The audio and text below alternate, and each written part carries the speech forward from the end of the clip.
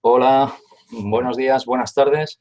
Soy Iván de la Caja de Pandora y bienvenidos a un nuevo programa de Historia Oculta con José Luis Jiménez. Este programa es la segunda parte del que titulamos El misterio de las grandes civilizaciones antiguas. Y en este programa José Luis nos va a hablar sobre las civilizaciones antiguas de Mesoamérica. Como siempre, después de la exposición de José Luis, abriremos el turno de preguntas. Y bueno, ahí estaremos recogiendo las preguntas que nos hagáis en el chat y en el tiempo, si el tiempo lo permite, pues responderemos todas las que se puedan. Os animo a realizar preguntas hacia el final del programa. Muy bien, José Luis, bienvenido. ¿Qué tal? Hola, Iván, buenas tardes. Adelante, todo tuyo. Y bueno, como ya lo has dicho a nuestros amigos, pues hoy vamos a seguir con la historia oculta de la humanidad y con el capítulo que hace referencia a las antiguas civilizaciones. El capítulo anterior estuvimos hablando precisamente de la civilización de Mesopotamia, completamente de la Sumeria, en la que, como pudimos comprobar, pues en esta civilización tuvo mucho que ver, o por lo menos había una clara influencia hacia estos dioses que nos contaban en las tablillas sumerias, estos dioses del espacio, ¿no? Estos Anunnakis, que parece ser que fueron los que de alguna manera estuvieron iniciando esta civilización, crearon esta civilización. Y vimos cómo tenían una especie de conformación física muy especial, ¿no? Estamos relacionados de alguna manera con estos seres alados, de aspecto reptiliano, que eran representados simbólicamente como reptiles, como serpientes, y casi siempre se les hacían incluir alguna especie de alas o de plumas para, de esta manera, pues dar esa impresión de que eran seres venidos del espacio o que tenían esa capacidad de volar. Bien, después de observar esta antigua civilización de los sumerios, pasamos a la civilización egipcia. Y en Egipto nos encontramos con que estos seres, de alguna manera, también estaban muy relacionados con los dioses egipcios. De hecho, cuando estuvimos hablando de todo lo que se había encontrado en el templo de Dendera, fue aquí donde encontramos una información muy valiosa, en el sentido de que nos explicaban cómo estos dioses, que por llamarlos entre comillas de alguna manera, que llegaron de otro lugar, de otra parte, que nosotros identificamos con la Atlántida, que ya hablamos en su día, no vamos a entrar a profundizar en el tema, pues nos mostraban en este templo en concreto de Dendera, y a través, en este caso, de lo que se conoce como el zodiaco de Dendera, pues una información que nos daban la fecha exacta del momento en que huyen, en este caso, o viajan o se trasladan de la Atlántida o de estas islas que conformarían de alguna manera lo que sería ese imperio atlante, que, como ya dijo Platón, o dijese Platón en sus diarios, pues no era solamente la isla principal, Posidonia, sino que eran también un grupo de islas que estaban cercanas a los continentes. Y aquí deberemos entender que cuando dicen estas islas que utilizaban los atlantes para aproximarse, para acercarse hacia los continentes, tienen que ser ambos continentes que estuviesen a un lado u otro de la Atlántida, es decir, América, el continente americano, por un lado, hacia el oeste, y lo que sería África y Europa hacia el este. Y de ahí es de donde después vamos a observar que incluso en las civilizaciones de Mesoamérica, que son las que vamos a hablar hoy, nos vamos a referir concretamente en Mesoamérica, encontramos estas reminiscencias o estas conexiones, sobre todo con Egipto y también con Sumeria, pero lo vamos a ver que existen aún hoy día evidencias, pruebas que nos están demostrando que efectivamente existió esa conexión. Bueno, yo mostré en su momento cómo el zodíaco de Dendra también era muy similar a lo que era el calendario, en este caso azteca o maya. Lo llamo así para que se identifique y se sepa a qué me estoy refiriendo. Incluso comentábamos cómo en Egipto, en este templo de Dendera, ya se representaban toda esta ilíada de dioses atlantes que de alguna manera pues, se conectaban también con el cielo, con sus naves o con quien tuviese que ir a conectarse con ellos. Pues bien, como decía, una vez que vamos a encontrar y vamos a ver esta conexión, tanto en el continente americano, América del Norte como del Sur, Mesoamérica, y en estas islas cercanas como la de Pascua, encontramos figuras como la que tenemos ahora aquí en la imagen, y en la que realmente no se ha sabido hasta hoy día, bueno, no creo que aún no se conoce el motivo de la construcción de estos, porque son monolitos, prácticamente algunos de cientos de toneladas, de los moais, llamados moais, que a pesar de que no se han encontrado medios útiles, incluso diríamos que para esta cantidad tan grande de estas estatuas, de estos moais, hubiese sido necesario que existiesen árboles o algún medio similar para trasladarlos pues, durante varios kilómetros del lugar de las canteras a donde están actualmente ubicados. Y no se han encontrado, es decir, que es otro misterio que tenemos ahí en la isla de Pascua y que recientemente, incluso no hace mucho tiempo, que se empezaron ya a investigar y a descubrir que efectivamente no eran solamente las cabezas que estaban en algunos lugares, sino que se encontraban, como vemos en este caso, enterrados, prácticamente enterrados a varios metros. Otro enigma también a resolver. Y si hablábamos de estos enigmas, pues no es menos enigmático, por ejemplo, las murallas de Sacsayhuamán. Sacsayhuamán, que está en Perú, nos está mostrando unas construcciones ciclópeas que, a pesar de que fueron realizadas en la Edad Media, sobre el siglo XV, la construcción nos recuerda perfectamente a las construcciones de Egipto, por esa perfección y, bueno, y también por la cantidad, en este caso, de rocas, de dólmenes de varios centenares de toneladas, que nos explicaría cómo llegaron a construir. Posiblemente aquí había una reminiscencia de otras civilizaciones anteriores con algún conocimiento que algunos de estos constructores conocían o aún pudieron llegar a utilizar. Pero vamos a ver que no va a ser solamente aquí en Sacsayhuamán donde vamos a encontrar estas construcciones ciclópeas que nos hablan de civilizaciones muy anteriores, aunque no podamos precisar la fecha exacta de su inicio. Otra de estas civilizaciones son las que encontramos en Tiahuanaco, en este caso es Teotihuacán, esta fotografía que tenemos aquí, luego iremos a Tiahuanaco, que es la que se correspondería en este caso con la ciudad de los dioses, se conoce así, la traducción vendría a ser algo similar, y aquí vemos una serie de pirámides, la pirámide del Sol, de la Luna, esta sería el camino, la carretera de la muerte que se conoce, la que vemos aquí enfrente, y que tampoco se conoce exactamente cuándo fue construida, a pesar de que se les adjudica a los mexicas. Los mexicas dijeron que cuando ellos llegaron a este lugar, aproximadamente sobre el siglo III o IV antes de Cristo, ya se encontraron las ruinas. Por lo tanto, tampoco se conoce quién lo construyó ni en qué fecha. Otro misterio que tenemos pendiente de resolver.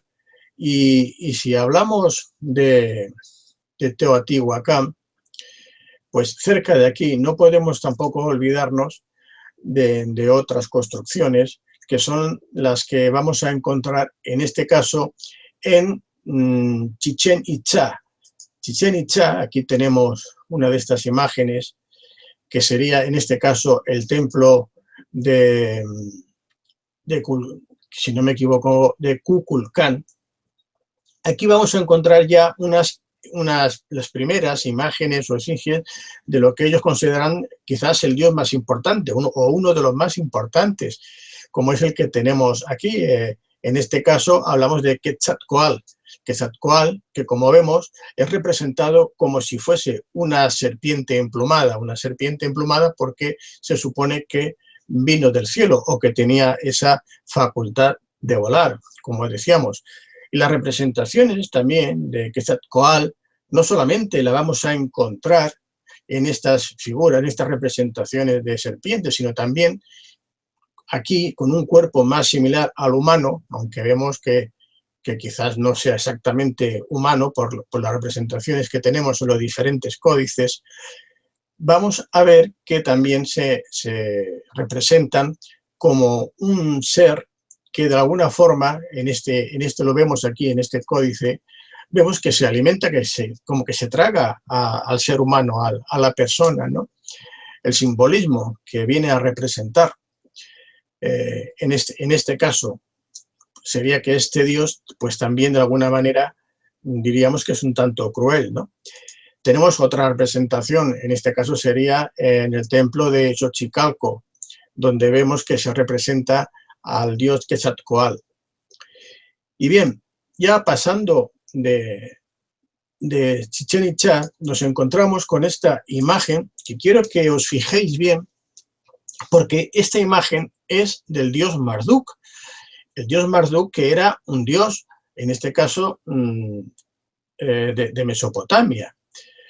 Y Marduk, si vemos aquí en la mano derecha, que está de lado y sujetando hacia arriba, tiene una especie de ramo de flores. Y estas flores, si nos fijamos bien, son las mismas que vamos a encontrar también en Egipto, como estas que tenemos aquí, que ahora os muestro a continuación, que sería, en este caso, la flor de loto de Egipto, el loto azul, y que además se han encontrado también en Chichén Itzá, como vemos en la fotografía de al lado.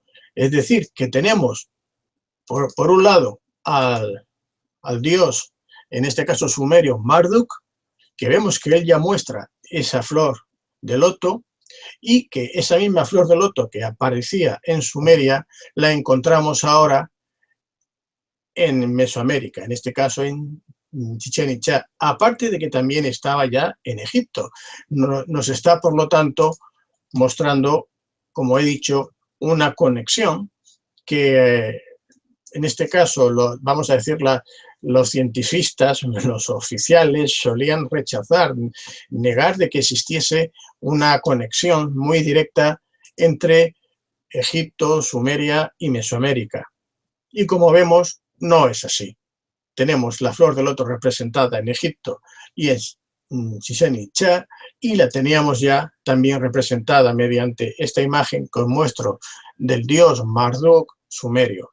Pues bien, hay otras relaciones que se han encontrado investigando, pues por investigadores que llevan dedicados toda su vida, precisamente gracias a ellos, como ahora vamos a mencionar algunos de ellos, que en este caso para mí es una persona muy querida, una amistad de muchos años, de Julia Calzadilla Núñez. Julia Calzadilla Núñez es una investigadora, es una licenciada en la historia, en este caso de Egipto, es egiptóloga, bueno, es escritora, ha tenido varios premios, pues, en fin, que es una persona que ha dedicado toda su vida a investigar con conocimiento. Pues bien, en este caso, en Ecuador, y me estoy refiriendo a Chirige, que es el lugar de la fotografía que ahora os muestro, ella encontró varias evidencias también de esta conexión, de esta relación que estábamos hablando entre Egipto y Mesoamérica. No me voy a extender mucho más, pero sí que voy a mostrar algunos de los detalles que ella hacía referencia. Tenemos el ojo de Horus, que vamos a ver que no solamente lo vamos a encontrar en Egipto, que ya aparecía también en Sumeria, lo vamos a encontrar ahora en Mesoamérica en varios lugares muy representados y con una finalidad, con el significado esotérico de ese, el ojo que todo lo ve. También a veces relacionado con el tercer ojo, el ojo místico. Pues bien, ese tercer ojo egipcio lo vamos a encontrar, en este caso en Ecuador, en estas figuras. Aquí vemos cómo se representa el ojo egipcio, todo lo ve. Y también vamos a encontrar, por ejemplo, el tocado Nemes, esta especie de tocado que se utiliza para representar a los reyes egipcios, a los faraones, y que veremos aquí muy bien representado en la máscara, por ejemplo, de Tutankamón, que es la que tenemos aquí. Pues ella también lo ha encontrado, en este caso, en una estatuilla que se conoce como la estatuilla de la Venus de Valdivial, Valdivial, que es un pueblo de aquí cercano. Tenemos también, por ejemplo, esta imagen que representaría al disco solar, el disco solar egipcio. Pues bien, este disco solar, esta imagen, la vamos a encontrar también en un quipu inca que se conoce en esta zona de aquí, y vemos que efectivamente representa lo mismo. O, por ejemplo, descubrimientos como estas esferas que están perforadas, que están huecas, que se supone también con alguna propiedad y que eran utilizadas con algún fin que desconocemos, no conocemos en su totalidad. Bueno, no me quiero extender en este tema, pero vamos a ver ahora que tendremos otras evidencias quizás que nos van a parecer más directas, que vamos a encontrar esa relación entre lo que serían las antiguas civilizaciones sumerias y egipcias con las civilizaciones antiguas de Mesoamérica, lo que nos va a facilitar no solamente entender por qué hay una serie de monumentos y construcciones que actualmente se desconocen su origen, pero que sí que vamos a entender por qué tienen esa antigüedad y esa semejanza. Por supuesto, la primera de estos lugares, de estas construcciones, la vamos a encontrar en Tiahuanaco, en Bolivia, en el templo de Pumapunku. Aquí tenemos ya las imágenes de la cruz que la encontrábamos también de diversas formas en Sumeria y en Egipto, la encontramos en Pumapunku, pero hay otras pruebas que se han encontrado localizado más recientemente, como es esta evidencia en esta especie de cuenco, donde en su interior, y ahora lo veremos con más detalle, aparecen toda una serie de escritos que aquí tenemos, por ejemplo este de aquí, en el que se nos está en el lenguaje, en este caso, que se utilizaba en Sumeria, mediante esta escritura cuneiforme. Aquí podemos contemplar en esta imagen cómo el de Pumapunku es prácticamente idéntico al de Sumeria.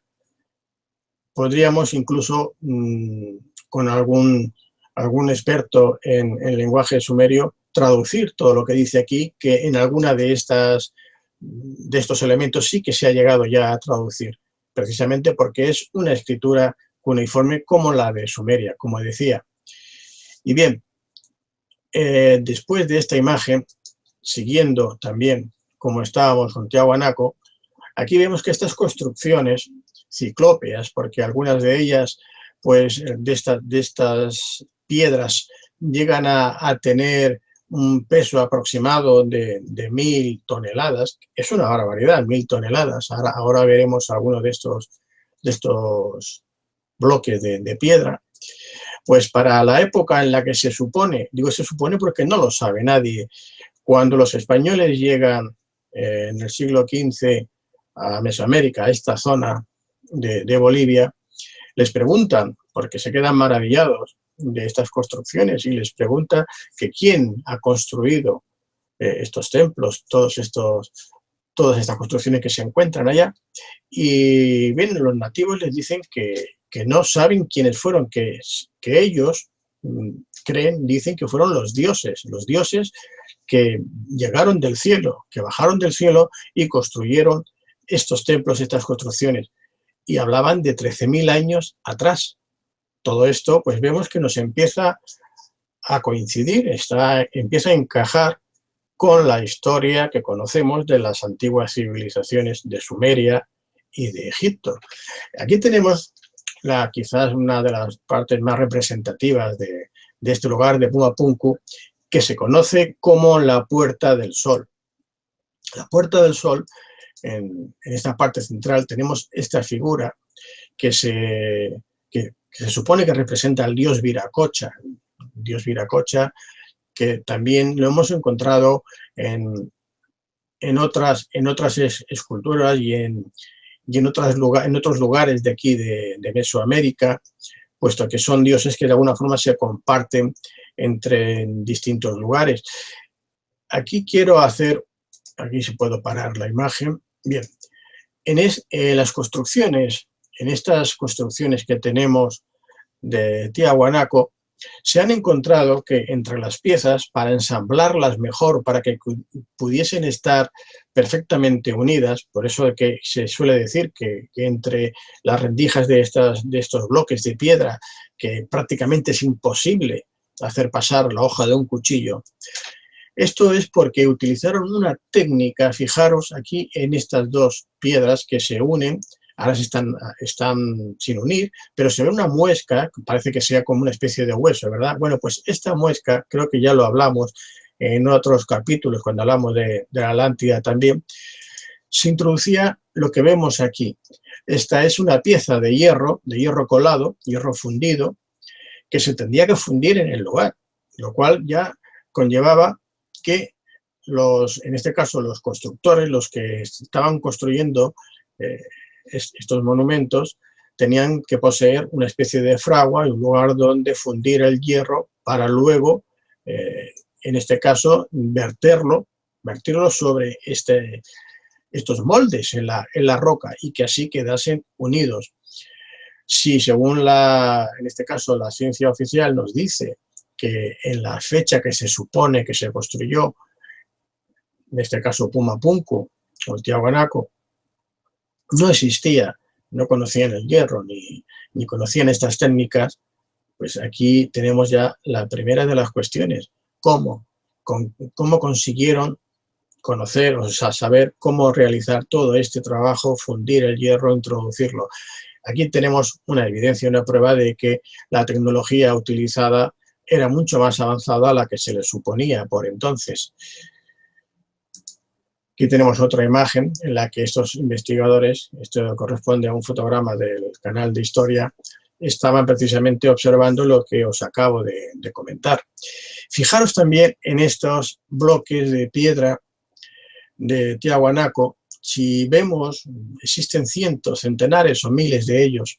Si nos fijamos con atención y lo viésemos ahora mismo en cualquier lugar, en una explanada, y nadie nos dice de dónde son originarios, dónde se encuentran estos bloques de piedra, lo primero que vamos a pensar es que son una especie de piedras artificiales, o por lo menos que parece que estén hechas dentro de un molde como de cemento. Son todas que parecen prácticamente iguales. Y fijaros por qué esa forma como de H, con esas hendiduras para que encajen unas con otras. Esto parece que está hecho en serie, que se ha fabricado pues como las casas prefabricadas que tenemos hoy día, ¿no? Pues bien, la ciencia oficial, en este caso la arqueología, los arqueólogos oficiales, dicen que todas estas piedras que estamos viendo aquí, que estas construcciones que hemos visto aquí, como la Puerta del Sol, que todo esto se hizo mediante el esmeril de la roca, es decir, que se cogían de las rocas, de las canteras, y con arena, lo oís bien, con arena, simplemente frotando con la arena y picando con otra piedra a modo de martillo, una roca quizás un poco más dura que estas, pero no dejaba de ser roca, se conseguían estos bloques perfectos que estaban con unos ángulos de 90 grados casi perfectos, casi al milímetro, diría yo, y además rocas, como vemos aquí, en este caso de más de 1000 toneladas de peso. Bueno, es que es imposible. Esa es la explicación que dan, no lo digo yo. Cualquiera de vosotros puede acceder en Google y poner el nombre de Puma Punku y ver la explicación oficial que se da y nos dicen eso. Claro, como no se conocía el hierro, vemos que allí sí que hemos encontrado aquí la pieza de hierro que se funde, que estaba uniendo las dos piedras, pero la ciencia oficial, bueno, no da ninguna explicación al respecto, o dicen que son aleaciones, mezclas de cobre con algo más, pero bueno, aún así, aunque fuesen de cobre, con el cobre no se pueden partir rocas como hemos visto que se han tallado tanto en Egipto como aquí, rocas, y en este caso pues de diorita o de una dureza muy similar, con lo cual es imposible que se haga con otro martillo de piedra, de roca, como nos explica la ciencia oficial. Pues bien, aquí tenemos otra prueba, otra evidencia de que la civilización que construyó, en este caso, Tiahuanaco y Puma Punku, no era una civilización que había salido, que había surgido de la evolución normal de la humanidad, pues hacía nada más que 2000, 3000 años como mucho.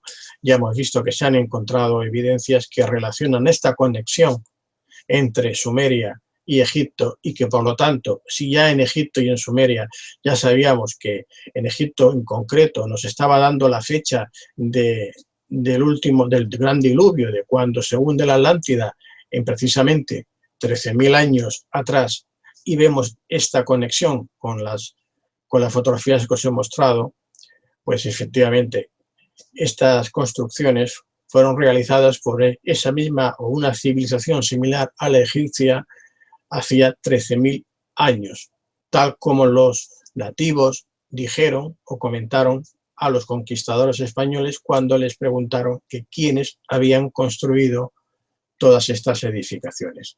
Pero vamos a ver que tenemos más pruebas, más evidencias. Uno de estos investigadores, que también para algunos polémicos quizás, que es Claude Donat, él ha mostrado algunas de estas piezas o de estas evidencias que ha encontrado. Una de ellas, por ejemplo, esto creo que fue también en Bolivia, el que se conoce como el disco genético. Si lo observamos con atención, aquí podremos ver cómo a través de va realizando como una espiral y va explicando cómo a través de, en este caso, el ser humano nos muestra cómo se fecunda el óvulo, cómo va creciendo hasta que nace, incluso pues cómo es a través de la mujer, de la hembra, por donde nace el feto del ser humano. En esta otra imagen, que sería la cara posterior, vamos a ver si aquí tenemos aquí el primero. Este sería la imagen del disco genético que hace referencia a todo lo que sería la vida en el planeta, o supongo que incluso en todo el universo. Y este otro que os comentaba era el que se hacía referencia al ser humano como tal.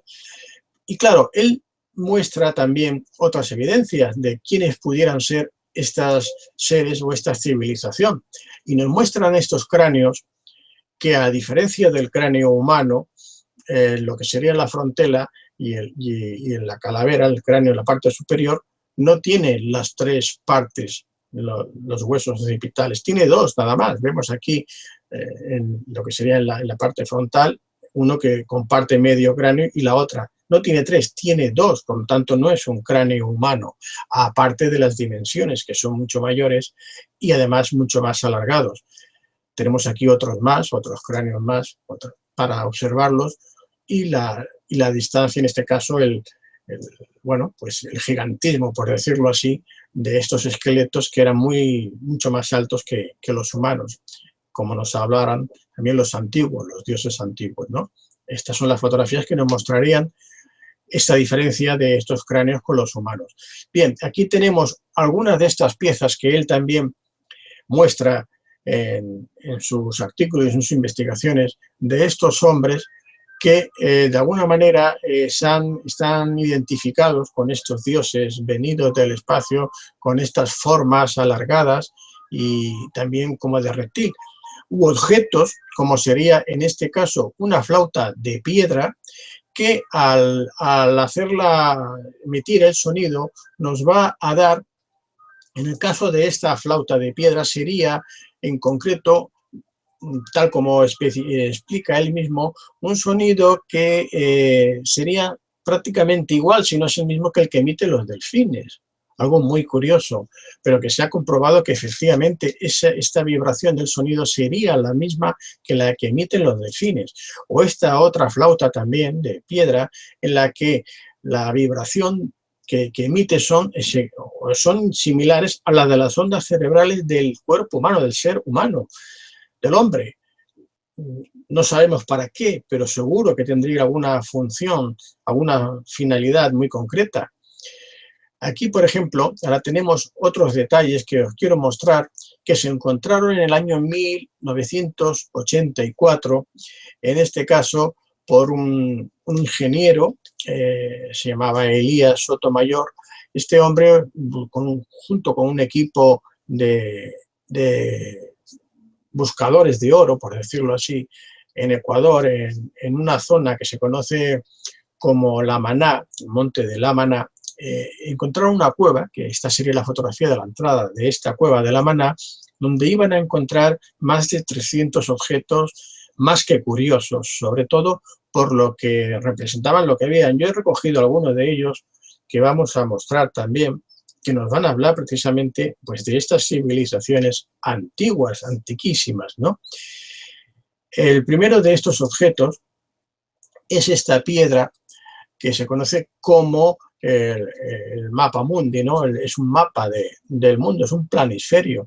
Y aquí podemos, si nos fijamos bien en esta primera cara, podemos identificar perfectamente lo que sería América del Norte, América del Sur, y vemos unas islas o continentes a la derecha. Bueno, pues aquí efectivamente esta parte central, es como esta isla, por decirlo así, de un tamaño bastante grande, nos recuerda a la Atlántida de Platón, en el lugar justo donde nosotros ya hablamos en los otros programas, en los otros capítulos, que debería existir, encontrarse. Y si hoy vemos la parte posterior de esta piedra, que tiene unas dimensiones de unos 60 centímetros de alto por 40 de ancho por unos 30 de grosor, nos encontramos con la otra parte, con la parte de Europa. Vemos Europa, España, la isla de Italia, la India, parte de África, perfectamente identificadas. Bueno, en esta imagen, aquí lo podemos ver ya en el conjunto, y aquí, efectivamente, si ahora comparamos la Tierra actual, la imagen actual con la que se dibujaba, vemos que ahora ya no están algunos continentes o algunas islas que entonces estaban, que como sabemos han variado precisamente por los cataclismos que se han producido desde hace 13.000 años o 12.000 y pico de años hasta la actualidad, con lo que nos están datando con estas piedras en qué fecha se hicieron, la antigüedad que poseen, que como mínimo, como decimos, es de 13.000 años atrás. Bueno, otra de las peculiaridades o particularidades que tiene esta piedra es esta línea blanca que hemos visto aquí. Vemos esta línea, o aquí se pueden observar mejor también, vemos estas líneas. Bien, pues esta línea que vemos aquí nos está marcando justo en ese ángulo, en ese cruce, en ese punto, pues nos están indicando que es aquí, en esta parte, donde se encontraría precisamente esa cueva que hemos dicho de La Maná, donde se encontró todos estos objetos que estamos comentando. Y en la parte posterior, justamente también en lo que se correspondería con la zona donde estaría ubicada Sumeria, en este caso, sería la parte de Mesopotamia, la zona donde estuvimos comentando también que existía esta antigua civilización. Aparece un ojo, el ojo que hemos visto antes, este ojo que todo lo ve, ese ojo que aparece también en Egipto y que luego lo hemos encontrado en otros objetos de la civilización Mesoamérica, pues nos encontramos esta incrustación, que es un ojo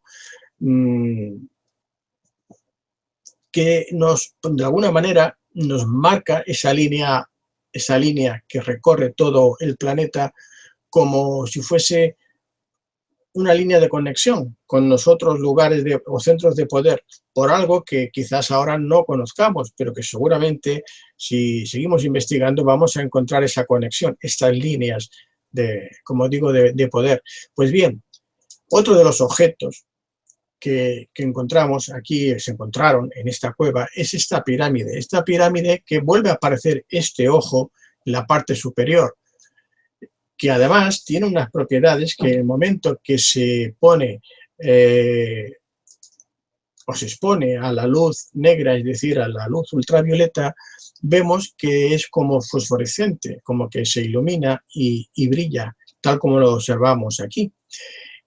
Bueno, a todos, seguramente, si no a todos, nos habrá recordado a la pirámide que podemos encontrar en los billetes de $1 de Estados Unidos.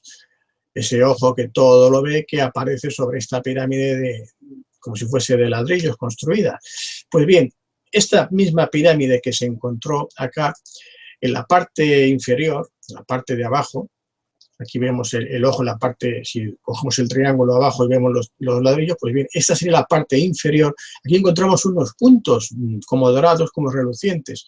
Estos puntos, que además están incrustados con oro, es decir, que son de oro, tienen oro incrustado, lo que está reflejando sería una constelación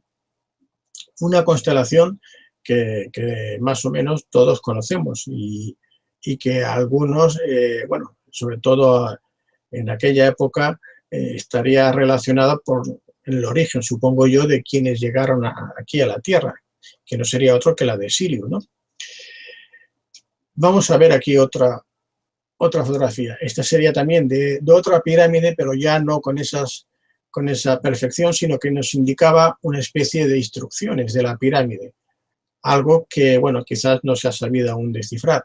Y vemos también cómo aparece una escritura que está relacionada más con la cuneiforme de Sumeria que con otro tipo de escritura de Mesoamérica, como podemos observar en estas dos fotografías que os acabo de poner. Otro objeto curioso que encontramos aquí en esta cueva es esta imagen que parece efectivamente la cabeza de una serpiente, de una cobra.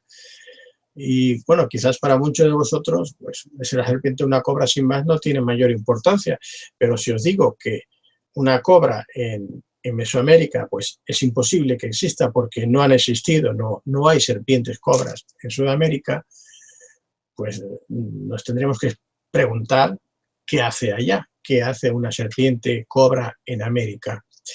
Pues fijaros bien, esta serpiente, por la parte delantera, efectivamente, que muestra cómo, con la forma de una serpiente cobra, al exponerla a la luz negra, a la luz ultravioleta, también vuelve otra vez, como ocurría con la pirámide, vemos que es fosforescente, también refleja, y además nos está marcando, aquí un dato que yo he encontrado muy curioso, si contáis los puntos, estos puntos que tenemos aquí, vemos que son 3, 4, 5, 6, 7 puntos energéticos. ¿Y de qué nos puede hablar? ¿De qué nos puede estar diciendo con 7 puntos energéticos? Pues los 7 chakras del ser humano, ni más ni menos. Es decir, que estos objetos no solamente están representando algo físico del animal o de lo que pueda representar, sino también una información más allá del esoterismo, más profunda, como es en este caso los 7 puntos que todo ser humano tenemos, en este caso, que se conocen como los chakras o lugares de poder, centros energéticos dentro del cuerpo humano. Seguimos y vemos también aquí, es otra serpiente, en este caso, es otra serpiente que, al igual que ocurrió con la anterior, cuando la exponemos a la luz negra, a la luz ultravioleta, vemos que efectivamente es fosforescente y refleja unos puntos que también tiene otro significado, como ocurre con esta cabeza de delfín, un delfín que al exponer también a la luz negra o ultravioleta también refleja, como vemos, la fosforescencia de ella. Esta es una imagen que está actualmente, se encuentra en el Museo de Antropología de México, Distrito Federal, donde si nos fijamos aparece un personaje aquí como si estuviese en una cápsula, como si fuese un piloto, un astronauta, y fijaros lo que tiene en las manos. Esa cajita, eso que parece que acompañaba siempre a los dioses sumerios. Cuando hablábamos de Enki, de Enlil, de Anu, siempre aparecían con esa caja en las manos. Un misterio por resolver, porque hasta hoy día, que yo sepa, nadie ha podido dar una explicación satisfactoria de qué es esa caja que todos estos personajes siempre salen representados. Y lo encontramos aquí, pues como vemos, como si fuese dentro o protegido por esta serpiente alada que vendría a representar también al dios Quetzalcóatl. Bien, pues estas representaciones, que también, por cierto, aquí encontramos, en esta cueva se encontró este Moai, esta figura del Moai, que está alejado de la isla de Pascua, como hemos visto al principio, que es donde se encuentran los Moai. Sin embargo, este estaba en Bolivia. Pues bien, a partir de aquí vamos a encontrar o vamos a ver otras evidencias físicas que nos vamos a encontrar en Mesoamérica. Y ahora voy a pasar una serie de fotografías de piedras que se conocen como piedras de hojuelos, que están en México, y que nos van a mostrar sin ningún tipo de dudas pues a estos seres venidos del espacio, a estos extraterrestres, dioses, alienígenas y como le queramos llamar. Bien, la primera de ellas que muestro aquí es una representación muy pequeña, las que os voy a mostrar. Realmente existen miles, millares, pero creo que con estas serán suficientes. Aquí vemos cómo nos representa efectivamente la cara que nosotros ya identificamos pues con ese, diríamos, este ser extraterrestre, con ese gris quizás, por los ojos grandes que observamos aquí, y cómo en la parte frontal aparece este platillo, ¿no? Este ovni con esta forma de cono que a todos nos recuerda pues al platillo que se suele identificar como un ovni, como un objeto volante no identificado, pero que nosotros sí que lo identificamos con un ser extraterrestre. Pues bien, tenemos otras piedras en las que vemos a estos seres como si fuese con una especie de escafandra también, y con una especie de depósito como si fuesen alas, que quiere decir que les sirvan para volar quizás. O en estas otras piedras, como se nos vuelven a representar, vemos a estos seres dentro de unas cápsulas embutidos en su traje espacial, y como vemos estas naves que parecen volar por el espacio y dirigirse, en este caso, hacia la Tierra, ¿no? Otra imagen que podemos identificar perfectamente a una nave espacial, a un ovni, es la que encontramos aquí, que da la impresión que esté abduciendo a un personaje de cierta relevancia, de cierta importancia.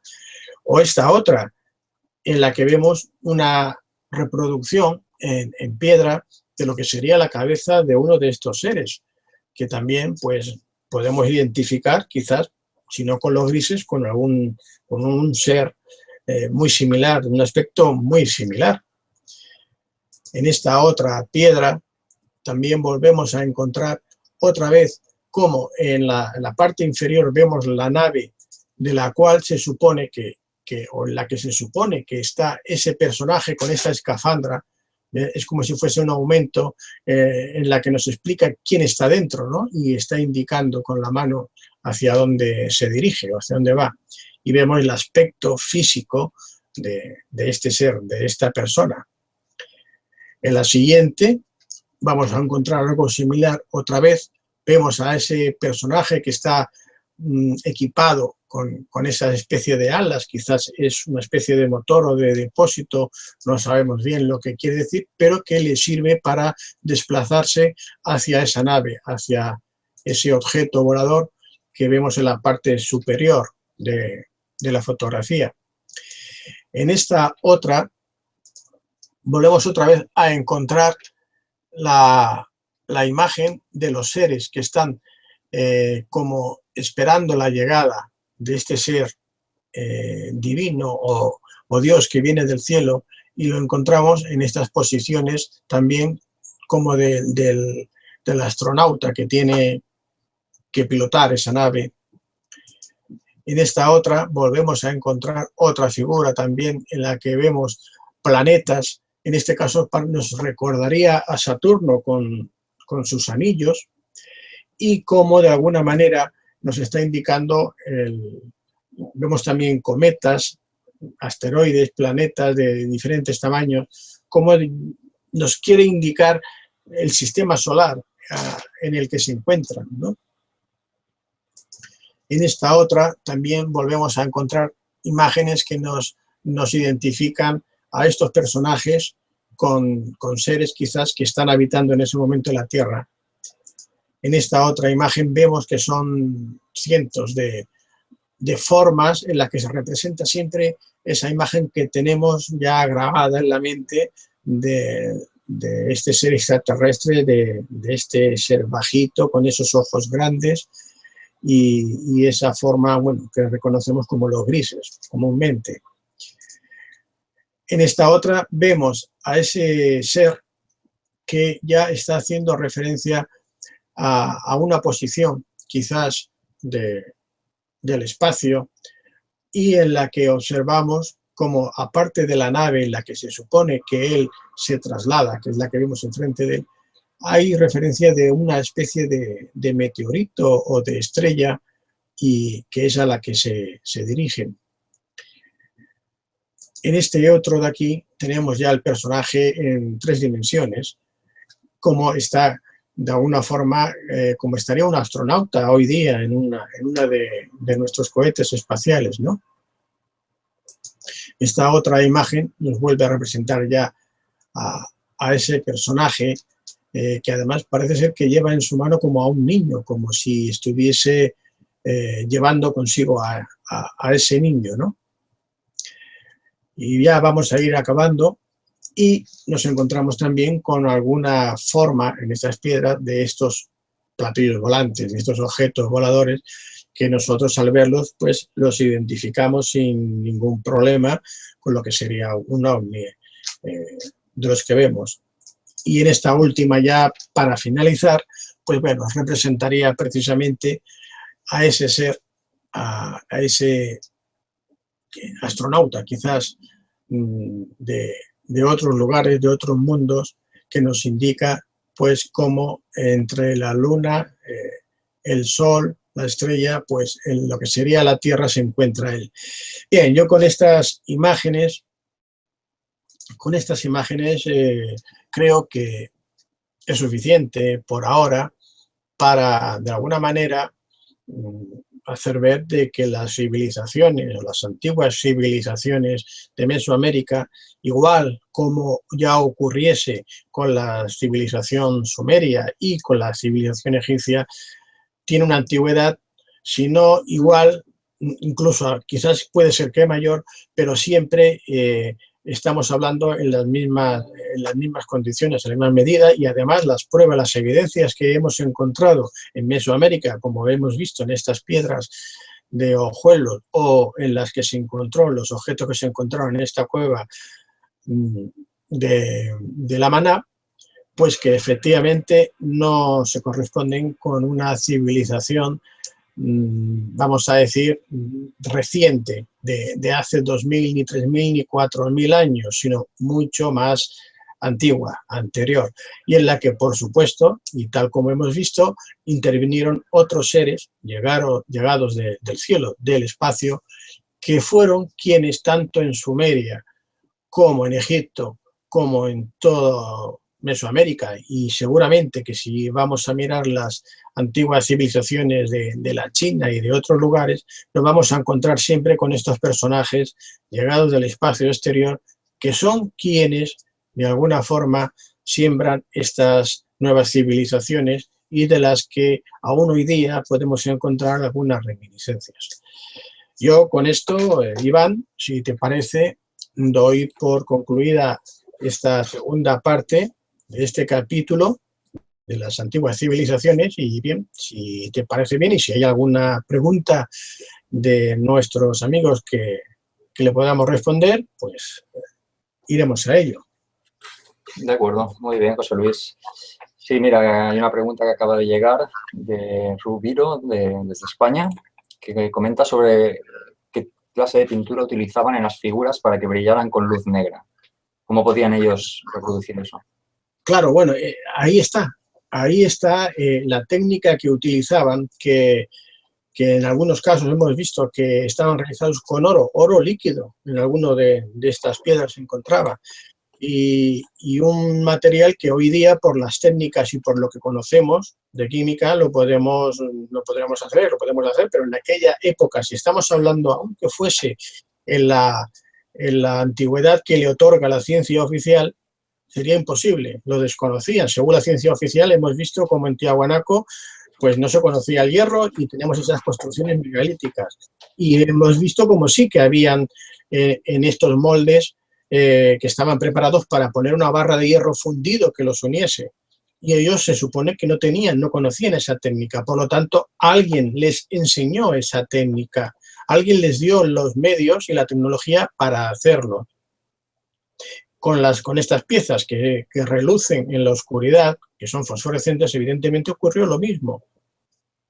Entonces yo no le puedo decir qué material usaban, cómo lo hicieron, puesto que lo que vemos es el fenómeno, es lo que son, pues lo que produce después, una vez que hemos comprobado que con luz negra o con, en este caso, ultravioleta, tienen ese efecto fosforescente. ¿Cómo lo supieron? Yo pienso que efectivamente fue una transmisión de conocimiento de estos seres, de sus dioses, de los dioses que según ellos construyeron todos estos templos y estos edificios. Sonia desde Argentina nos pregunta por estas figuras sobre su antigüedad, si se sabe qué antigüedad son. No se sabe la antigüedad, porque fueron encontradas, como he dicho, por este ingeniero, por este Elías Sotomayor, con un equipo que estaban buscando oro en ese lugar. Es un lugar donde existe mucho oro incluso líquido. De ahí que, bueno, al encontrar en esta cueva de la Maná esta serie de objetos, bueno, ellos han hablado de 300 objetos, pero creo que hay más. Muy cercano de allí, también en Ecuador, tenemos la cueva de los Tallos, donde también se encontraron planchas de oro grabadas con signos, con caracteres, en este caso sumerios. Y bueno, la antigüedad, si estamos hablando de que Sumeria ya la ciencia actual le está otorgando una antigüedad de 8 y 9 mil años anterior, y nos están hablando de, en este caso, como vemos en la piedra del mapa mundi, de una antigüedad superior a 13.000 años, pues hombre, hay que calcularle como mínimo que pueda tener esa antigüedad, porque no se sabe, no se conoce exactamente la antigüedad. Que son antiguos, sí, pero ¿cuántos miles de años atrás? No se sabe.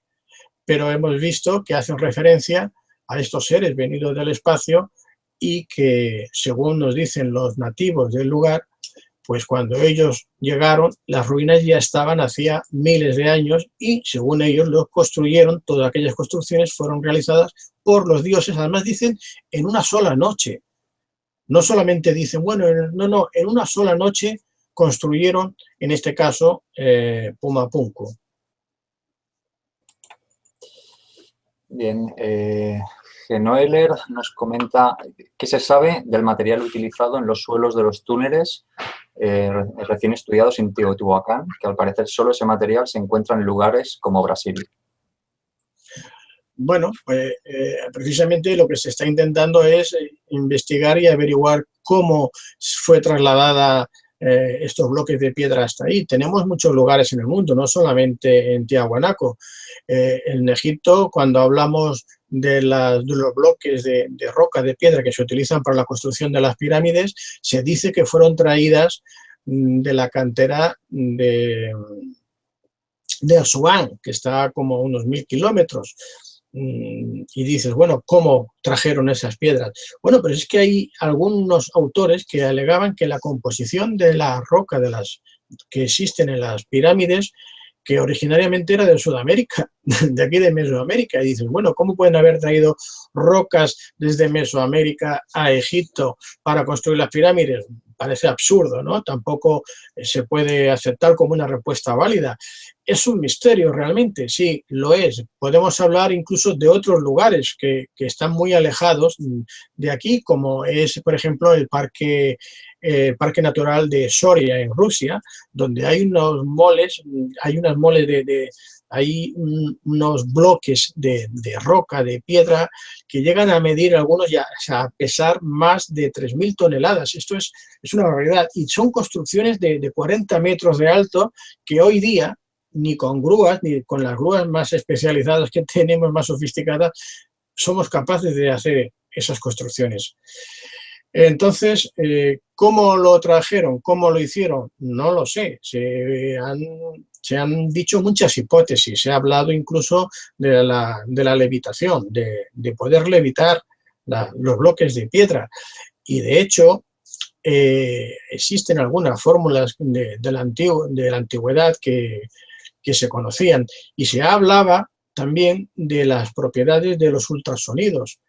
Y hace poco tiempo, investigadores científicos han descubierto y han demostrado cómo es posible con ultrasonidos hacer levitar la materia. Lo que pasa es que nosotros, la capacidad que actualmente se ha conseguido, por lo menos que se ha publicado, pues es de cosas que tienen un peso muy pequeño.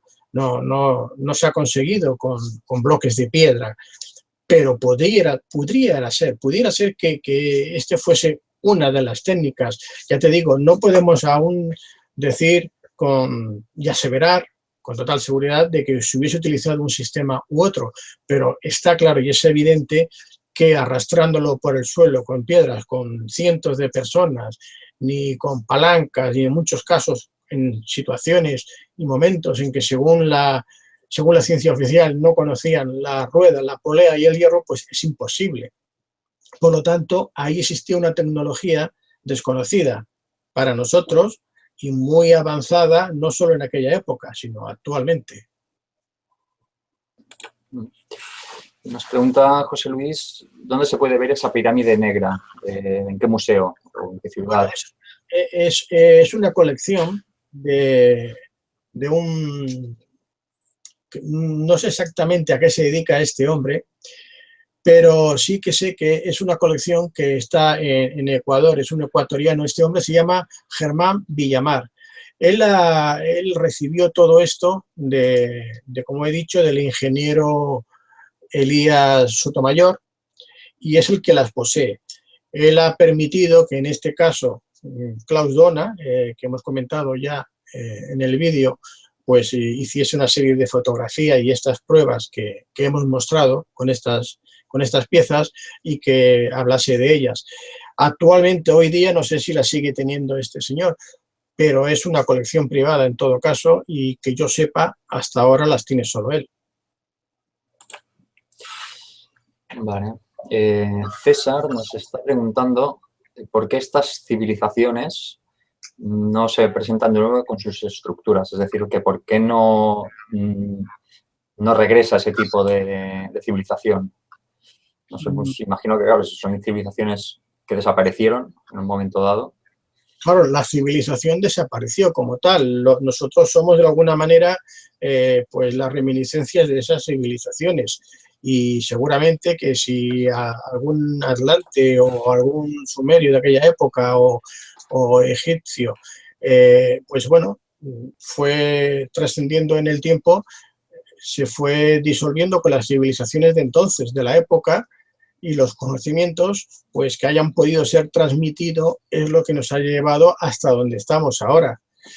Pero la civilización como tal, unas porque cuando se produjeron los cataclismos en todo el globo terráqueo, pues se hundieron varios continentes, islas, donde se encontraban estas civilizaciones, y quizás también pues este conocimiento, si se encontraba en algún lugar determinado que por cataclismos o por cualquier otro motivo desapareció, pues ese conocimiento se ha quedado muy reducido, quizás a algunas pocas personas o alguna organización que por un motivo u otro no ha podido o no ha querido que el resto de la humanidad se beneficie de ese conocimiento. De hecho, nosotros hoy día vivimos en una sociedad manipulada, controlada por los poderes de facto, en la que desde que nacemos, desde que el momento que ya empezamos a tomar conciencia, a ir a las escuelas, lo que nos enseñan no es la verdad. Es una verdad a medias, manipulada, cortada, limitada, nos manipulan. Entonces, ya con la religión, con las enseñanzas que te vamos a decir, que te obligan a aceptar y que no te dejan pensar por ti mismo y aprender a resolver, sino que ya te dan las soluciones, entre comillas, las soluciones que tienes que aplicar para cada caso, pues estamos limitados a poder asumir una información que, de ser conocida por todo el mundo, si todo el mundo supiese la verdad real de quiénes somos, por qué estamos aquí, desde cuándo y todo lo que ha acontecido con anterioridad, veríamos que estamos viviendo en una mentira, que todo lo que tenemos aquí ahora, algunas cosas sí son ciertas porque interesa tenerlas, pero la mayoría de lo que conocemos o de lo que nos están inculcando desde pequeñitos está basada en la mentira, está todo manipulado. Entonces no interesa. Tú imagínate ahora que se descubre pues una de estas pirámides o de estas maquinarias que funciona con energía libre inagotable, que se puede aplicar a la luz de casa, a la calefacción, al funcionamiento de los vehículos, todo. Entonces tú no necesitas comprar petróleo a las compañías multinacionales petroleras, ni para calentarte, ni para la calefacción, ni necesitas para que funcione el auto, ni el tren, ni el avión. Ya prescindes de estas compañías que son las que tienen el mayor monopolio mundial para conseguir la energía. Lo mismo sucedería con las compañías del gas. O sea, todas las compañías energéticas, que son las que tienen el mayor poder actualmente, y los estados más importantes como Estados Unidos, etcétera, que precisamente tienen su poder, y siempre fíjate que para que este poder no desaparezca y quieren controlar aquellos países que son los mayores productores de petróleo, o donde hay petróleo, allá van ellos. Y si no, fijaros en la guerra de Irak o de Afganistán. ¿Por qué fueron allí? Porque había petróleo. Les importaba un pepino si el que gobernaba era un dictador o no. ¿Cuántos dictadores tenemos en el mundo más crueles que los que habían allá? Cientos, centenares. ¿Han ido a hacer guerras allá a cambiar el régimen? No, porque allí no hay petróleo.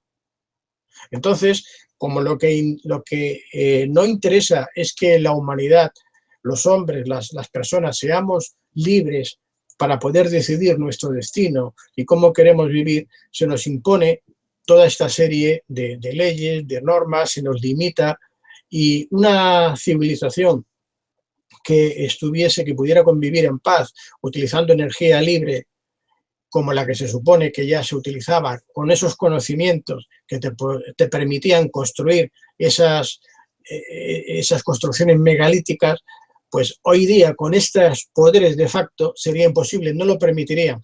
Es más, yo estoy convencido que los seres, estos extraterrestres, estos seres alienígenas, han estado y siguen estando con nosotros, siguen estando, pero si tuviesen que darse a conocer a todo el mundo, que ya lo saben los Estados Unidos y los países más importantes ya tienen contactos con ellos, tendrían que enfrentarse a estos poderes fácticos, porque no les iban a permitir. ¿Qué compañía, o sea, todos estos magnates del petróleo van a ceder todo el poder que tienen? Porque si ya no necesitamos el petróleo, si ya no necesitamos la energía que actualmente consumimos, que es lo que le da el poder, entonces, ¿qué van a hacer ellos? Ya no te pueden controlar, ya no tienen poder para subyugar a ningún país ni a nadie. ¿Qué harían los ejércitos que necesitan construir armamento continuamente, fabricar armas y más armas y todo ese dinero que se llevan todos estos políticos corruptos por permitir esas guerras y esas construcciones, no lo van a permitir. Nos engañarían y nos dirían que esos seres extraterrestres vienen a invadirnos y que hay que luchar y acabar con ellos porque si no van a acabar con nosotros. Como si ellos no pudieran haber acabado con nosotros hace ya miles de años si quisieran. Como que no tienen tecnología. Si están aquí es porque poseen una tecnología muy superior a la nuestra, para bien y para mal. Por lo tanto, es simplemente que no van a aparecer estas tecnologías así como así, por las buenas. Va a ser muy difícil, no digo imposible, va a ser muy difícil. La única manera es que la gente se pregunte por qué, estudie, investigue y sea cada persona la que por sí misma saque sus propias conclusiones y sobre todo que de lo que vea y oiga y lea de los medios que están al servicio de los poderes de factos que tienen dueño, que no se crea ni la mitad, porque más de la mitad es manipulación. Sí, está claro. Durante toda la historia siempre ha habido una élite que ha querido dominar al resto. Claro, por ejemplo, en la Católica América, pues sí, todas las pruebas de la cultura. Sí, te quería comentar, sí, precisamente cuando Hernán Cortés llega a México, ¿no? Y se encuentra con los mexicas, que, bueno, y los conquista, entre comillas, esto de conquistar. Claro, es que no se podía hacer. España, fíjate, ya en la Edad Media tenía unas leyes que para que alguien fuese a conquistar tierras tenía que tener primeramente el permiso del rey. El rey tenía que autorizar que se fuese a conquistar aquella tierra en concreto y con algún motivo. O sea, que tampoco es que dijeran, yo vengo aquí y conquisto porque me da la gana. No se podía hacer, había unas leyes. Y como Cortés se las saltó, llegó allí y ¿qué hizo para que no ser arrestado y tal? Y al contrario, conseguir. Dijo que los mexicas lo confundieron a él con Quetzalcóatl, con su dios, el que era el dueño de aquellas tierras, y que se le rindieron. Claro, dice, no, yo no he conquistado nada. A mí me han confundido con Quetzalcóatl, que es su dios, y se me han rendido. Y esas tierras que se me han rendido, yo se las doy al rey de España para que me haga virrey, me haga lo que sea y tal. No, eso es lo que ocurrió. O sea, ¿tú te piensas que los nativos de allí, los mexicas, no conocían a su dios Quetzalcóatl, a quienes les habían dejado aquellas ruinas, quienes habían... Y hemos visto las imágenes que he puesto antes, cómo representaban a Quetzalcóatl. ¿Van a confundirlo con Hernán Cortés? Para nada. Esto es lo que él dijo para evitar ser encarcelado, ser apresado, porque él no tenía permiso del rey para conquistar aquellas tierras. Y esto es lo que luego, con el tiempo, ya sabemos lo que ocurre con las mentiras. Cuando se repiten una y otra vez con el tiempo, pues bueno, si ya en el colegio te dicen que Hernán Cortés llegó allá y que miles o millones de nativos del lugar lo confunden con su dios, pues, hombre, no. Entonces son estas mentiras, que esta es una de tantos miles de mentiras que van contando y que la gente no se preguntan si eso es cierto o no, no investigan y simplemente se las creen. Y por eso estamos como estamos ahora.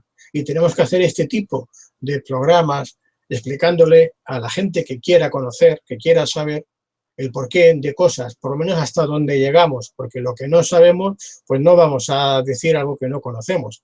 Y es mejor decir no conozco, no sé por qué se ha hecho así o por qué está así o se ha puesto de esta manera, pero sí sé que eso no es lo que nos han contado durante todo estos 2000 años, ¿no?, de esta sociedad actual. Seguimos con más preguntas del chat. Naima Dembet comenta que en las imágenes que has presentado en los grabados de las piedras parece identificarse diferentes razas. Por ejemplo, los de los cráneos grandes, ¿tú qué raza crees que se correspondería? Bueno, aquí tenemos ya, fíjate, nos habla de ello, se nos habla hasta en la Biblia. Hay otros libros sagrados anteriores también, en Ramayana y otros libros. Nos hablan en la Biblia se los conocen como los Nefilim, que son los hijos de estos dioses que se juntaron con las hijas de los hombres. Nos cuentan en el Génesis de la Biblia, nos dicen cómo estos Nefilín, estos hijos de los dioses, que vieron a las mujeres, a las hijas de los hombres, que eran atractivas, que les apetecían y que al fin de cuentas pues se juntaron con ellas, es decir, pues tuvieron relaciones sexuales y a partir de ahí nacen estos gigantes que son los héroes que luego veremos en estas historias, en estas leyendas, algunas que nos cuentan, en las que son de un tamaño mayor, que son gigantes con mucha fuerza. Y aquí tenemos a Goliat, o tenemos a Sansón, o tenemos a algunos de estos personajes bíblicos, ¿no?, que son considerados héroes. Pues estos cráneos pudieran ser perfectamente de estos seres, de estos nefilín, de estos gigantes. Digo pudieran ser porque es lo que me parece más razonable. Deduzco yo viendo la historia que conocemos, ¿no? Pero también pudiera ser de estos seres extraterrestres que llegaron, puesto que humanos no son. Al 100% humanos no son estos cráneos. Y estos cráneos, ¿alguno de ellos está certificado oficialmente como que es un cráneo verdadero y que tiene una antigüedad suficiente? Bueno, los tenemos en museos y en Paracas tenemos cientos de cráneos, no solamente con esta forma que hemos mostrado, sino alargados totalmente. Ya hablamos en los otros capítulos cómo en Egipto los reyes, los faraones, querían parecerse a sus dioses y se intentaban alargar también los cráneos, ¿no? Algunos ya, que eran los descendientes directos de los dioses, ya nacían con esos cráneos alargados, que no solamente es que fuesen más largos, es que además tienen una capacidad como un 60% mayor, que eso no se consigue por mucho que se apriete, se intente alargar el cráneo. Ya es distinto, es un cráneo distinto. Y claro, si tenemos en cuenta que ya nos dicen, incluso en el Génesis bíblico otra vez, nos dice que el hombre es creado a imagen y semejanza de Dios. ¿De qué Dios? Del que crea al hombre. Y bueno, aquí yo hago referencia al programa que ya hablamos en su día, el primer programa sobre la creación del hombre, ¿no? Lo que pensábamos que fue, por lo tanto, todo nos encaja perfectamente. La explicación oficial sería o bien que son deformaciones o bien que son que lo han hecho ellos, ¿no? Una deformación, como te digo, hace que el cráneo tenga otra forma, pero no que amplíe. No tiene la capacidad, sí, está claro.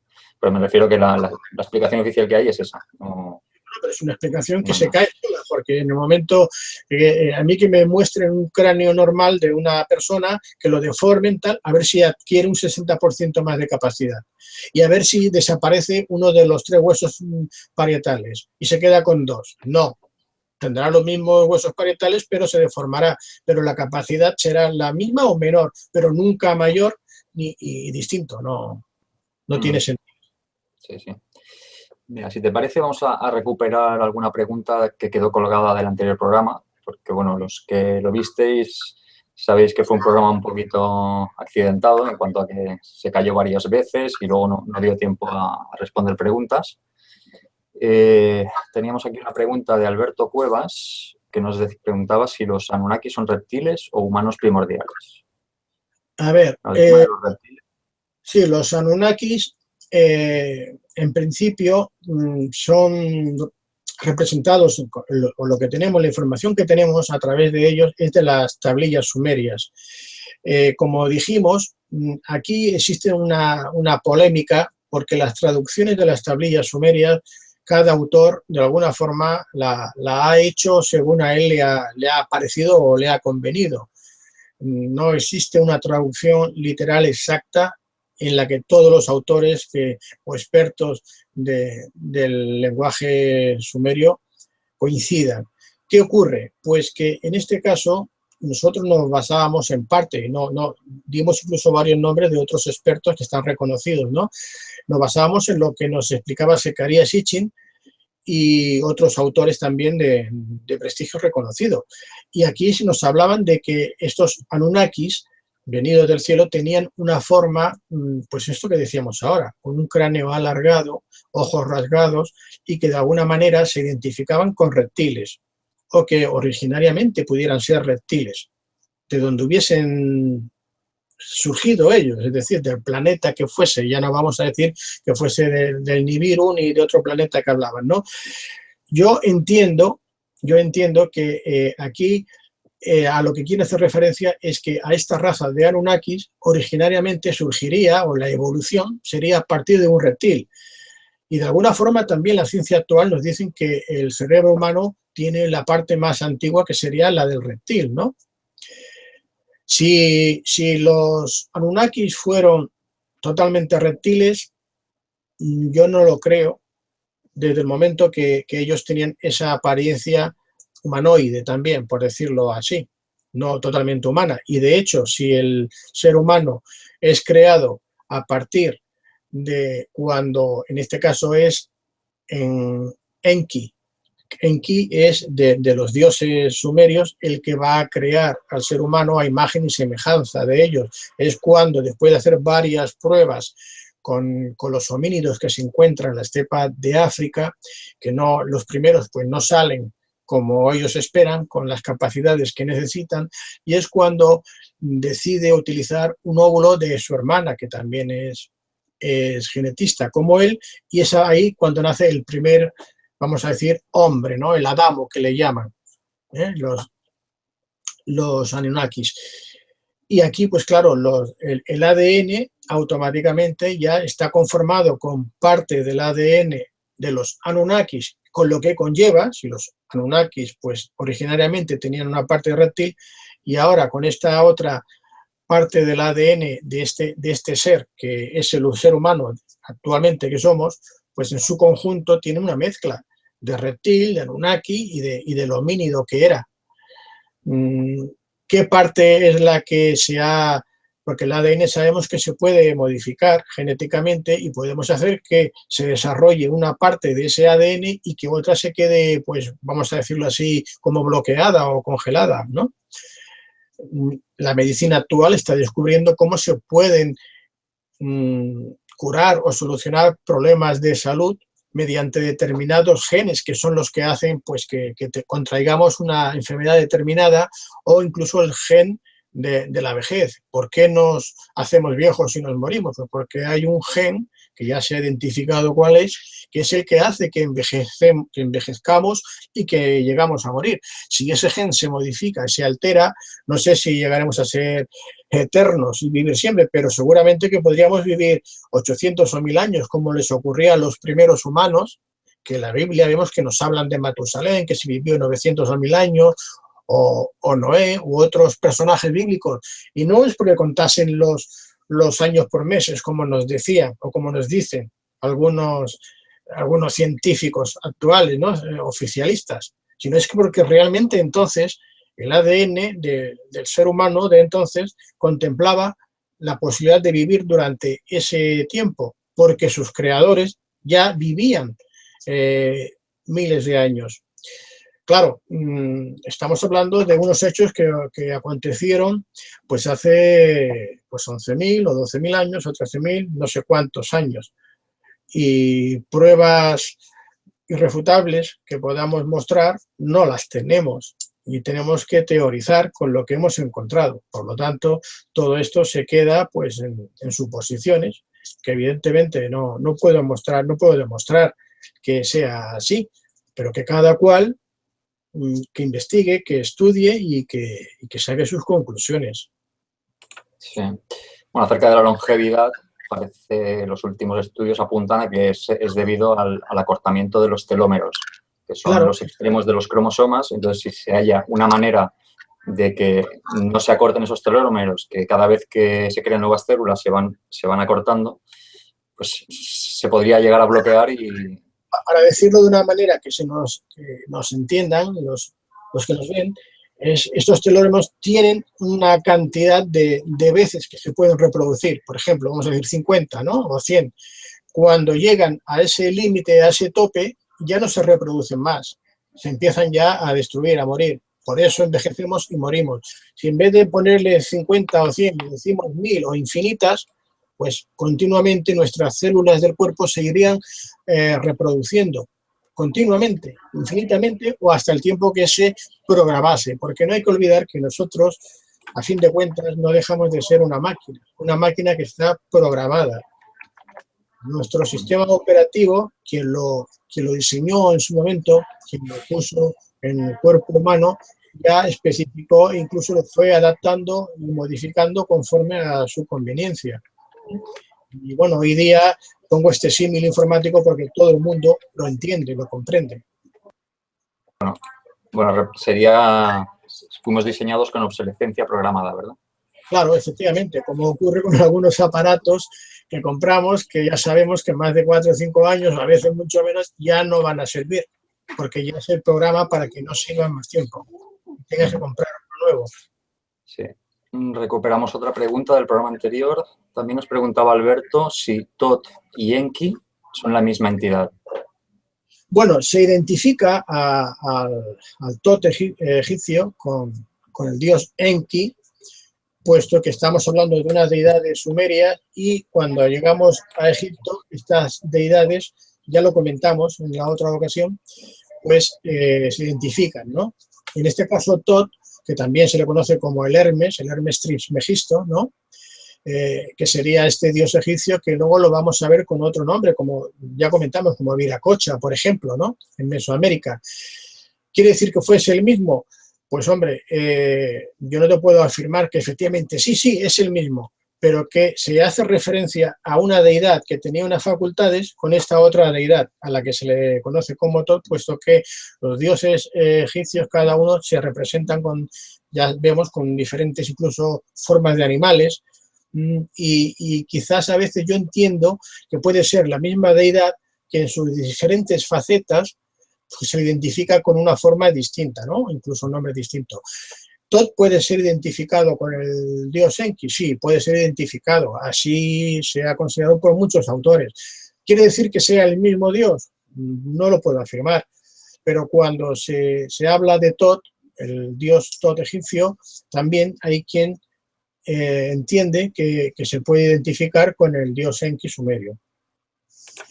Sí, está apuntando aquí un amigo que se llama Enki, que Enki sería Osiris. Bueno, ya te digo, claro, es que Osiris sería, partiendo ya de Ra, o dependiendo de cada dios, para que estés hablando, porque la deidad egipcia, como te digo, también se divide en dependiendo para qué usos, pues se le pone un nombre u otro. Osiris sería el hijo, en este caso, sería el hijo de Ra, ¿no? Y estaría, en este caso, casado con su hermana Isis. Y de este matrimonio de Osiris e Isis surge Horus, el hijo Horus, ¿no? Identificar a uno de estos dioses con los dioses del panteón sumerio, bueno, dependiendo de si te estás refiriendo a que cada uno de estos dioses se tenía definida una especialidad, por decirlo así, pues bueno, sí, se puede hacer, se puede identificar, pero no significa que sea el mismo dios al que se refieran en el panteón sumerio como los que estamos hablando ahora en el panteón egipcio. Y nos pregunta Adam Domínguez, ¿todos los faraones egipcios fueron descendencia alienígena o desde cuál ya se considera humano nacido en la Tierra directo? O sea, sin... No, porque tenemos que los faraones, fíjate que nosotros empezamos a hablar, por lo menos la egiptología oficial, siempre hablo de la egiptología oficial, ellos hablan a partir de hace, pues ahora 5.000 años atrás, ¿no? 3.000 y pico años antes de Cristo, y empiezan con la primera dinastía. Nos contemplan solo 31 dinastías oficiales. ¿Qué quiere decir? ¿Que antes no hubieron faraones? No. Antes, y encontramos en el papiro de Turín, creo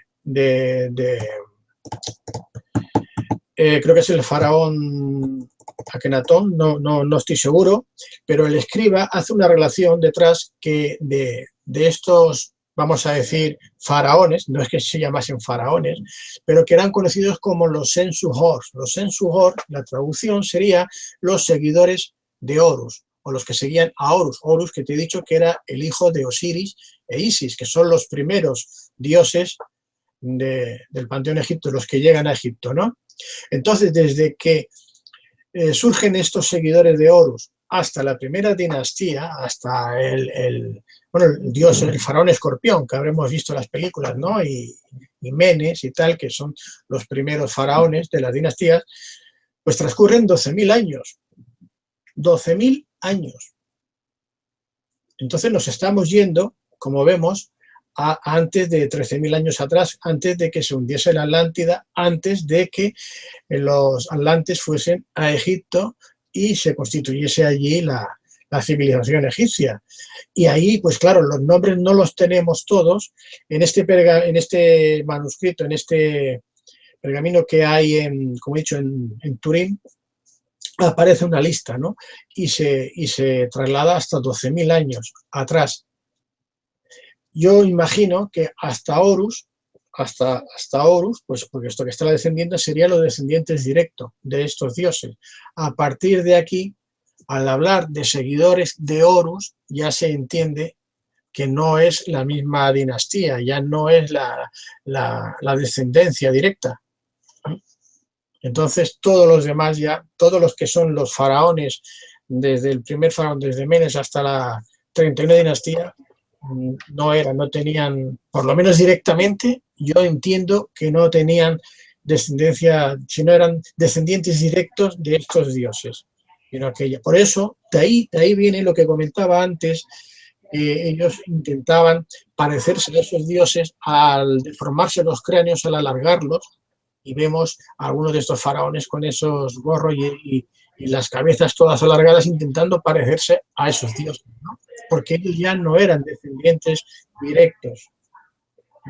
Además, si conocemos un poco, la historia de Egipto y vemos lo sucedido, veremos que hay varios de estos faraones que acceden al trono después de casarse con la hija de algún faraón o porque no tienen descendencia, o como Ramsés, el general no era descendiente de faraón y accede al trono. En fin, ya son varios faraones los que no son línea directa de los primeros siquiera.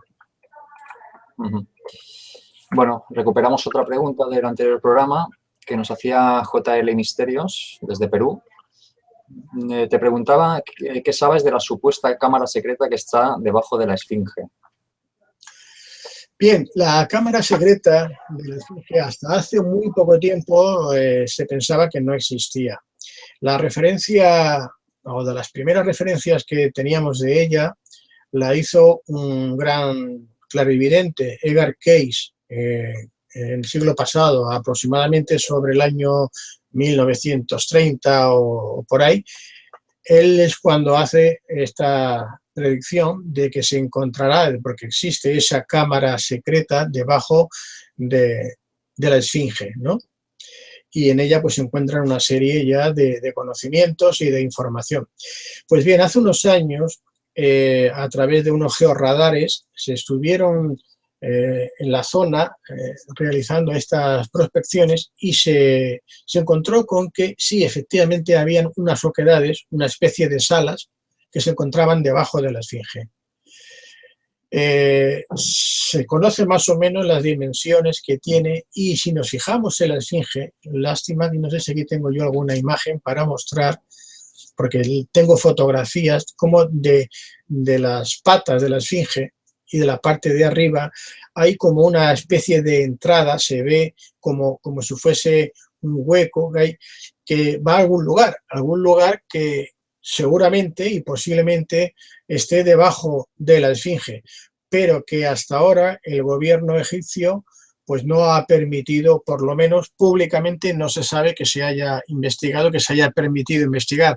Yo pienso que el Zahi Hawass, que el exministro de las antigüedades de Egipto, seguramente él haya tenido acceso o sepa algo al respecto, pero que si es algo que va a clarificar de una vez por todas de que los egipcios no construyeron las pirámides, ni la Esfinge, ni estas cosas, pues como que no van a querer que el resto del mundo lo sepa abiertamente, porque él siempre ha defendido que las pirámides las construyeron los egipcios, ¿no? Empujando las piedras y tal, y claro, que ahora aparezca una sala en la que se muestra y se explica todo esto y que no son los egipcios, pues no le va a hacer mucha gracia. Así que no creo que permitan hoy por hoy, de momento, que se acceda a esta cámara secreta, que ya no es tan secreta y que ya sabemos que existe, efectivamente, existe. Muy bien, a ver si se encuentra algún día o, como tú dices, si la encuentran lo taparán de alguna manera. Bueno, de saber dónde está ya lo sabemos, Iván, y ya tenemos pruebas que dicen, ahí hay una cámara. Pero como te digo, los motivos para que permitan acceder a ella van a ser muy difíciles. Fíjate que también hasta hace una semana aproximadamente surgió la noticia de que parece ser que se ha encontrado una sala secreta al lado de la propia tumba de Tutankamón. Y se cree que ahí esté Nefertiti, que sea la tumba de Nefertiti. Y el propio Zahi Hawass ha manifestado que no, que ahí no puede haber nada, que cuando Lord Carnarvon ya fue en el año 1922, si él no la encontró es porque no estaba, ¿no? O sea, esta es la explicación que él te da, a pesar de que está mirando con georradares y con instrumental técnico cualificado para ver cómo poder acceder sin tener que estropear el muro ni que perjudique a la construcción de la tumba de Tutankamón, pero ahí hay algo. Entonces, vuelvo a repetirte, si Zahi Hawass hubiese sido el primero y no lo sabe nadie más, seguramente que él entra, mira y luego muestra lo que le conviene, lo que quiere.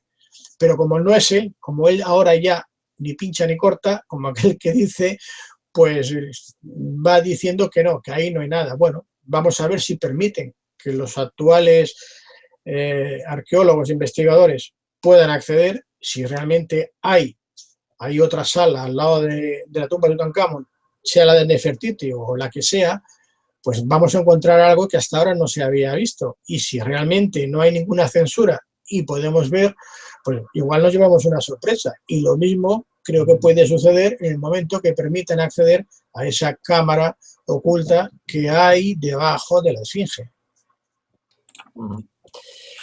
Tony Maya nos pregunta, bueno, creo que esto lo mostraste en el programa anterior, ¿cuál es el significado del cubo que llevan en la mano los dioses sumerios? Y Enki nos comenta que sería el agua de la vida.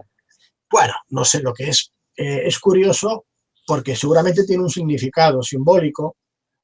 No sé exactamente lo que puede querer decir. Es aventurarme a decir algo que puede ser que lo acierte, puede ser que no. Yo creo que es algo muy importante porque lo vemos representado en los dioses sumerios y luego lo vemos representado en estos astronautas, entre comillas, que encontramos en estas representaciones en Mesoamérica, ¿no? Como este que he mostrado hoy, que está en el Museo de México. No sé si es algo, si es un aparato que les permite realizar alguna función o es algo que simboliza, que tiene otro significado simbólico. No, ya te digo, no me quiero ni aventurar a decir qué es exactamente, pero evidentemente es algo muy importante, puesto que se viene representando desde los dioses sumerios, tanto en Enki, en Enlil, en Anu, en Mordu, como hemos visto, y ahora lo hemos encontrado en varios relieves en los que se representan astronautas que están incluso pues acompañados con Quetzalcóatl. Por lo tanto, está claro que es algo importante, pero yo no podría dar una respuesta concreta de lo que es, porque hasta ahora no hemos encontrado, o que yo sepa, nadie ha encontrado algún texto o algo que explique qué es aquella especie de caja, ¿no? Como una caja de herramientas que se lleva en la mano. Parece que, en fin, no podemos hacer muchas hipótesis, podemos tener una idea aproximada, pero no podemos aseverar y asegurar qué es. Bueno, hemos hablado en estos programas de las antiguas civilizaciones, sobre todo en la zona de Mesopotamia, luego también en este programa de Mesoamérica. ¿Y tú tienes informaciones acerca de grandes antiguas civilizaciones en Oriente? Claro, en Oriente lo que ocurre es que en Occidente, donde estamos nosotros, pues realmente hasta hace muy poco tiempo apenas se han preocupado de investigar, y luego, debido a que el régimen comunista de la China y de esos países pues tampoco ha permitido que se fuese allí a investigar. De hecho, las grandes pirámides o las mayores pirámides del mundo parece ser que están ahí, en la China, ¿no? Y el gobierno chino pues ha estado ocultando todo esto. No tenemos apenas información. Conocemos alguna de las investigaciones que se han llevado a cabo cuando se descubrió aquel ejército de miles de figuras de terracota, ¿no? De soldados que estaban enterrados acompañando la tumba del emperador. Y conocemos algunas dinastías, las más antiguas, que se remontan a quizás a 5.000 años, pero no conocemos más. No quiere decir que no haya, puesto que ya las propias pirámides que hemos visto que existen son mucho más anteriores, son anteriores. Y siempre en común vemos que tienen esa civilización, junto con la de Egipto o la que hemos visto ahora de Mesoamérica, la construcción de estas grandes pirámides, ¿no?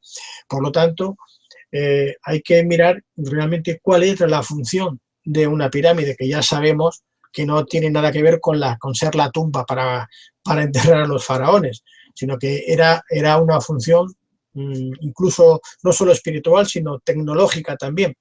Habrá que conocer con seguridad cuál es la función de las pirámides, si es una o si son varias en concreto, para a partir de ahí pues intentar ya seguir ese hilo, a ver hasta dónde nos conduce, que yo creo que de entrada siempre vamos a llegar pues a estos seres venidos del espacio, que son los que han plantado esta semilla de las civilizaciones que conocemos o que tenemos constancia hasta ahora. Muy bien.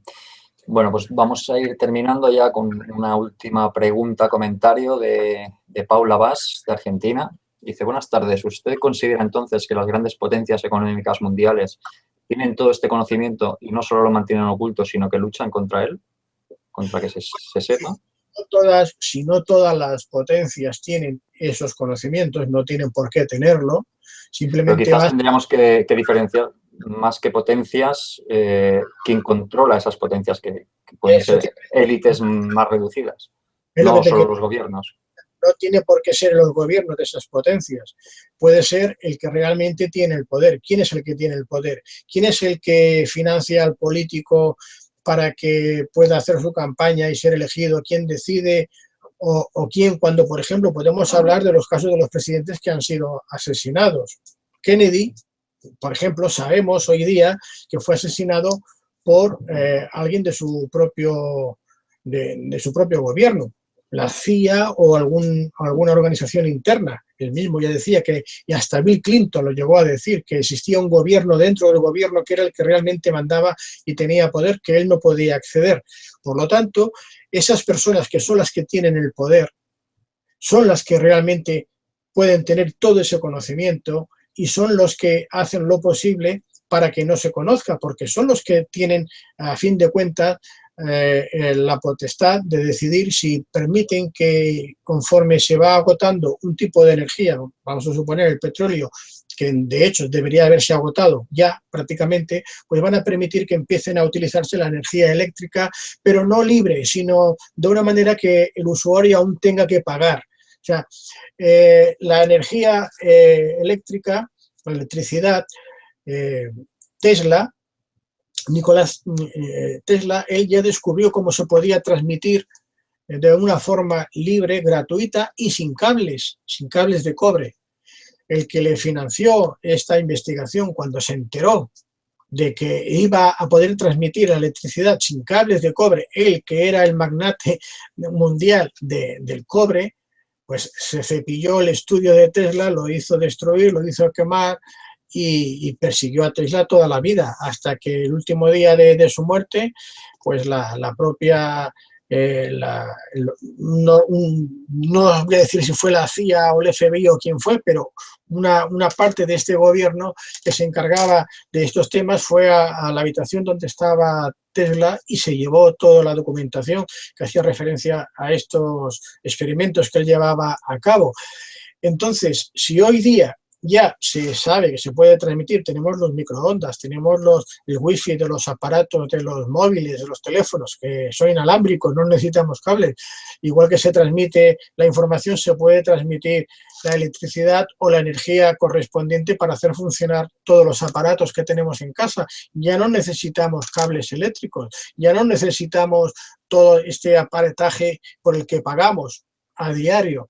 Si eso alguien lo hace público y la forma de llevarlo a cabo, todas estas empresas multinacionales que han estado durante todos estos años con el poder en sus manos, que son los que deciden lo que al final de cuentas se va a hacer o no, pues no lo permitirían. Provocarían guerras, que es lo que están haciendo, y provocarían desórdenes para que no se llegase a utilizar toda esa energía libre y gratuita que a ellos les iba a quitar su poder. Claro que se conocen, claro que se conocen sistemas y que hay. Hace años, ya muchos años, se hablaba incluso del motor de agua, que funcionaba con agua. Y bueno, y el inventor, que además era un español, parece ser que la patente se la compró una de estas compañías de petróleo, le dio X dinero para que viviera bien durante el resto de su vida y aquella patente y aquel motor de agua no volvió a salir. Sí, y además parece que se le ofreció al gobierno del general Franco para todos los españoles, para que disfrutaran de este motor de agua y nunca se supo tampoco. Claro, por eso te digo, porque ¿quién manda realmente? El político, no. El militar que hay, no. Realmente los poderes fácticos, y son varios, por eso no decimos uno solo, porque son varios, que les conviene y les interesa que esto siga así. A las religiones les interesa que el hombre siga necesitando ir al cura a confesarse para que les perdone sus pecados y a pagar el diezmo y lo que haga falta para no ir al infierno, porque así él paga, se queda tranquilo, su conciencia ya está limpia porque ya ha pagado y ya cuando se muera irá al cielo. Y esto es un negocio que ha funcionado muy bien durante casi 2000 años. Y bueno, y otras religiones que aún digamos que se utilizan para más crueldades también. No vamos a entrar ahora porque no es el tema de las religiones, ya lo tocaremos en su momento. Entonces, entre las religiones y entre estos poderes fácticos que no les interesa que se deje de utilizar las energías que estamos utilizando actualmente, el petróleo, la electricidad, el gas, etcétera, porque eso conlleva tener que pagar y eso es lo que les da el poder a ellos, pues lo tenemos muy mal. Lo tenemos muy mal, a menos que, como ocurre ahora, que gracias a Internet, que tiene su parte positiva y su parte negativa, la parte negativa es que nos controlan a todos. Estamos totalmente controlados, todos, absolutamente todos estamos controlados. Y en el momento en que a algunos se les mande y les toque un poco las narices, pues te buscan las cosquillas o te hacen desaparecer o te complican la vida como quieren. Pero la ventaja es que también, gracias a Internet, estamos todos conectados y podemos comunicarnos y podemos, pues como ahora mismo, transmitir estas informaciones. Y si todo el mundo se pone de acuerdo a la vez, entonces sí que va a ser muy difícil que nos sigan controlando y nos sigan de alguna forma apretando como hasta ahora. Pero para eso todo el mundo tiene que tomar conciencia. Para que se produzca el cambio, tenemos que cambiar primero cada uno de nosotros, ser responsables y decir, sí, yo voy a aportar mi parte. Porque mientras haya gente que diga, a mí déjame de estas tonterías, ¿qué me hablas de alienígena, de ovni, de estos están locos, son frikis? Pero y bueno, lo central va por si no, y ahora vemos como incluso con lo central ya se ha descubierto, se ha demostrado como personas que han sufrido pues esa contaminación por los centrales, su organismo y su sangre pues está intoxicada con unos elementos que son imposibles de tener naturalmente. Y bueno, y ahora, ¿quién dice que era mentira? Mientras los que denunciábamos todo esto nos llamaban locos, como mínimo, como lo más suave, ¿no? Y cosas por el estilo. Entonces, tiene que ser toda la sociedad. si no toda en su conjunto, lo suficiente para que sea una masa crítica que lleve a que se produzca ese cambio y que realmente empecemos a vivir de acuerdo a la realidad, a la verdad, y no en base a una mentira, y siempre con los ojos medio tapados y limitados. Es por eso, no es porque no existan medios para poder vivir sin tener que matar animales, por lo menos de la forma cruel que se hace, sin tener que sufrir, sin que nadie padezca hambre, ni nadie tenga que estar viviendo la intemperie. Claro que hay medios, pero si tú le quitas a las personas, a los trabajadores, otra cosa que es la creación de las clases, la clase media, esa inventada clase media, que no sé por qué, se han inventado para separar a los trabajadores, ¿no? Porque así uno dice, no, yo soy clase media, ya no soy el trabajador, el que está allí en la fábrica, ya no soy el proletariado, soy la clase media. No, hombre, no. ¿Usted cuánto cobra usted al año? ¿Usted cobra más de 40.000 euros al año? No, si yo no llego ni a 15, pues usted es un trabajador. Entonces, la gente se piensa que diferenciándoles, dándoles estos galones a cada uno, subiendo el escalón, que lo que consiguen es dividir. Ya dice el refrán, ¿no? La frase, la máxima, dice, divide y vencerás. Pues hay que dividir a la clase trabajadora. Y entonces a uno le dices que estos son trabajadores, nada, los proletariados. A esto es la clase media, que ya estás entre los que pueden. Y puedes ser rico si consigues, si continúas así, y entonces van dividiendo. Y mientras exista esta división, ellos van a seguir dominándonos. Porque a ti te dicen, mira, si quieres trabajar por lo que yo te voy a pagar, que es lo que a mí me dé la gana, tienes que hacer esto y esto. Si tú no quieres, detrás tuyo hay 4 millones de parados, de desempleados, que se matan por tener tu puesto de trabajo. Y así nos tienen controlados a todos. Y no hay solidaridad. En el momento que tú ya no te ves obligado, no te pueden explotar porque tú dices, no, es que yo tengo la energía libre y gratuita para consumir mis alimentos, ya los tengo también gratuitos, la vivienda la tengo porque es un derecho, y entonces dices, bueno, ¿cómo fuerzo yo para que trabajen estos para mí y yo me pegue la gran vida a costa de la sangre de todos estos? No lo van a permitir. No mientras tengamos esta conciencia. Ahora, si todo el mundo se plantase y dijese, se ha acabado, a mí ya no me explotas tú más porque no me da la gana, entonces veríamos qué pasaría. Sí, sí. Sí, nunca mejor dicho. Pues bueno, si te parece, cerramos ya este programa y este bloque acerca de las grandes civilizaciones antiguas. Y bueno, os informamos que el día 22 de diciembre estaremos haciendo un programa especial, que será el programa número 6 de Historia Oculta con José Luis, que lo haremos sobre Jesús y sobre la figura de Jesús y María Magdalena. Sobre María Magdalena has escrito diversos libros, ¿verdad? Sí, hay 2 libros publicados, estoy con otro. Es el legado de María Magdalena y el triunfo de María Magdalena. Y bueno, vamos a intentar hablar de lo que se explica en esos libros con imágenes, con fotografías, con documentos, y como estaremos ya en una fecha muy cercanas, que vienen bien también para recordar lo relacionado en este caso con el tema de la religión cristiana, con lo que nos afecta a todos, pues vamos a tocar este tema de una forma generalizada, pero centrándonos sobre todo en el personaje de Jesús y de María Magdalena. Muy bien, pues la semana que viene, posiblemente lunes, martes, pondremos el anuncio ya con el link y bueno, pues nos veremos ya en el siguiente programa, que será el programa número 6 de Historia Oculta. Muchas gracias a todos, gracias por estar ahí en el chat, comentando, y nos vemos en el próximo programa. Hasta luego.